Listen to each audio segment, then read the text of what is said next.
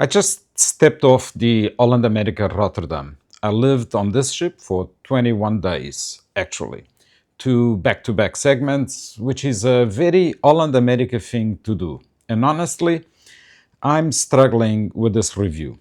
Usually, on this channel, I like to laugh, I like to keep things light. But reviewing a ship is a delicate balance. If I joke too much, you might miss the warning signs. If I'm too serious, I sound like a grumpy old man yelling at clouds.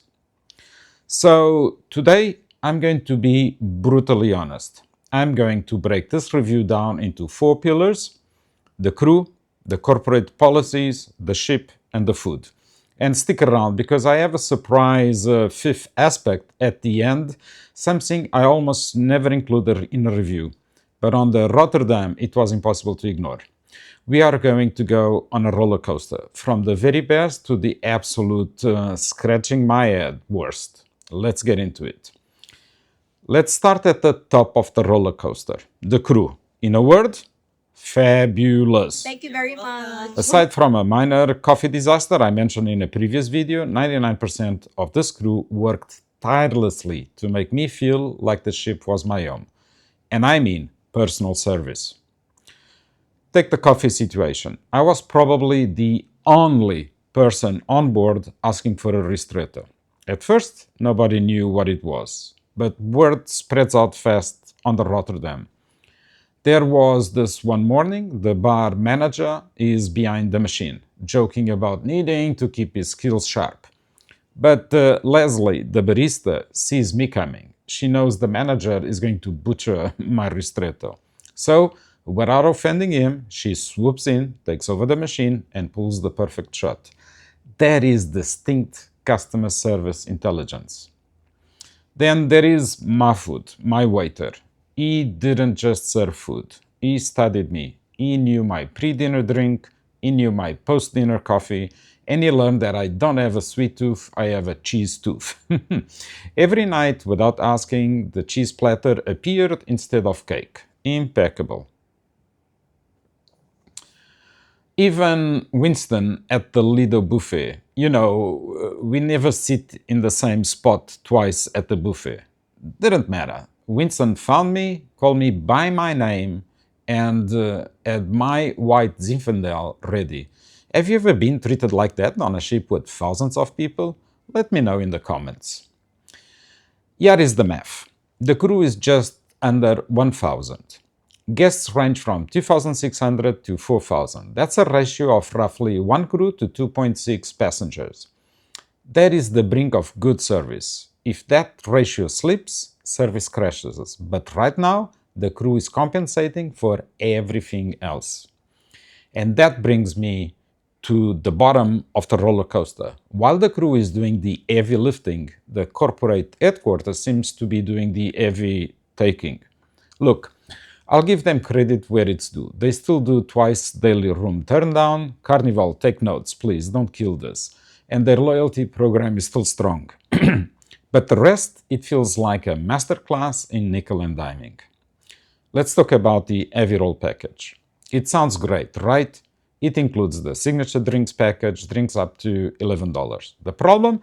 90% of the drinks you actually want cost more than $11. I found myself constantly paying the $3 or $4 difference.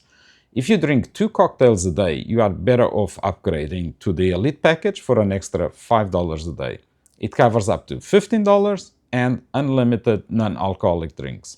For a ristretto addict like me, it's a no-brainer.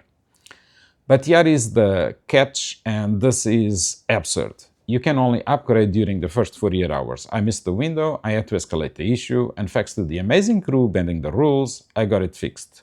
But why make it so hard? It gets worse. We go to Half Moon Cay, their private island. Absolutely beautiful. Maybe the best private island out there. But guess what? Your drink package doesn't work here. You are on their island with their bars and you have to pay out of pocket. I ended up ordering cans of water from the ship like a survivalist just to avoid paying double. And don't get me started on the specialty dining credit. I had a credit for a specialty meal. I went to Rudy's Sel de Mer, same price as the Pinnacle Grill? And they said, no, not covered. I tried to go to the Pinnacle Grill for lunch, half the price of dinner, and they said, no, not covered. It's the asterisk game. Have it all except this and this and that. Now, let's talk hardware, the ship. First, the good, the promenade deck. It's a full circle, essential for my daily 10,000 steps to burn off the cheese platters. The theater is massive and the entertainment was surprisingly good. B.B. King's, Rolling Stones Lounge, there is always live music. But we have a problem. The layout of the casino and smoking areas is baffling. If you are walking on deck 2 under the casino, the massive staircase acts like a chimney. You cannot get from one side of the ship to the other without walking through a cloud of smoke. There is no safe path for kids or non-smokers. It's a bad design, plain and simple. Also, and maybe this is just me, the decor feels a little bit dated. There is carpet everywhere. You can feel the dust. It feels heavy and hard to clean. The flow is also weirdly starboard heavy. On decks 2, 3, and 9, it makes the ship feel a bit lopsided in terms of crowd movement. Okay, let's stop complaining and eat. In the food department, Rotterdam reigns supreme. For a mass market premium line, the food is top-notch. The buffet hours are huge. You never go hungry. The main dining room has a massive variety. But let me tell you a story that combines the food and the crew.